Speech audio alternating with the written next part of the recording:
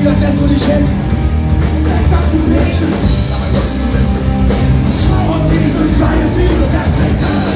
Was bringt zu weit, ich sehe euch drin. Und lernen sie immer mehr Menschen.